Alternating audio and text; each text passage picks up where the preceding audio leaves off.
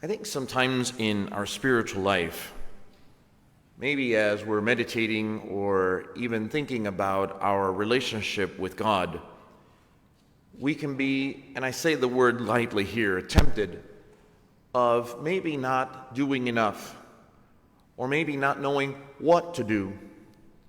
We might feel as though something is wrong or something is insufficient, that we ought to be doing something, or maybe even still, I have no idea what God is calling me to do, Father.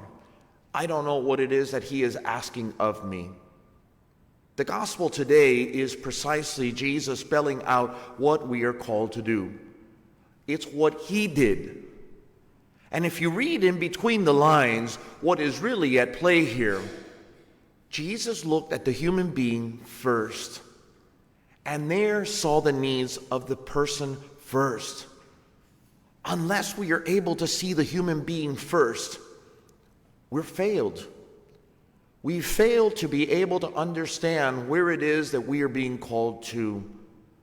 And you might read this literally and it might make a lot of sense. I help out in the food bank here with Bob Lacey.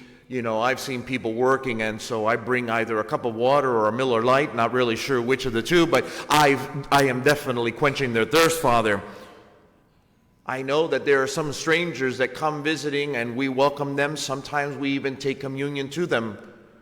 I know that there are sometimes those who are naked or have very bad clothes, and so I've jumped on that motorhome, Love on Wheels, or Love on the Streets, and I've helped them. I know that there is a ministry here in the parish that goes to the hospitals to minister to those who are ill or those who are bedridden. So we're doing that, Father, right? If it were just literal, how easy it would be. But sometimes our hunger has nothing to do with food. Sometimes our hunger is something far deeper. And as I was saying to the kids on Ash Wednesday, oftentimes you and I fill our bellies with all of the junk food or the appetizers even before the main meal comes. And what happens? We're oftentimes full. And we filled our bellies with all of the things that were not the main course. Those lesser appetites in our lives oftentimes replace the greater appetite, which should be God. What are the things that other people are hungry for? Maybe they have filled with those lesser appetites, with those lesser food, the junk food. What if we are called to help them, to be able to feed them, or at least show them what a real appetite looks like? A Miller Lite would be nice, Yingling even better, but oftentimes that's not what being thirsty is. Sometimes you and I are thirsty for social justice. Ask anybody who's lived in a communist regime and they'll understand that. Ask anybody who in their country they see now where this socialism has taken place and they have no rights, they've lost their properties, any businesses they had have been taken over. They're thirsty for justice. Others are thirsty for mercy. And even so, there are many others thirsty for compassion. How about those that are naked? Sometimes we feel absolutely vulnerable, exposed to everything that's out there. And the only one that can ever clothe us is Jesus Christ. And sometimes we have to help others to be able to clothe themselves with that. The alone? We can be surrounded by 1,000 people and still feel alone. And I wonder how many times we can spot that. When someone is in the middle of a huge gathering, be that as it may, a party, a mass, whatever it might be, and they are alone. Do we visit them? Do we visit them with maybe words? Are you okay? I'm glad you're here. Is there anything I can do?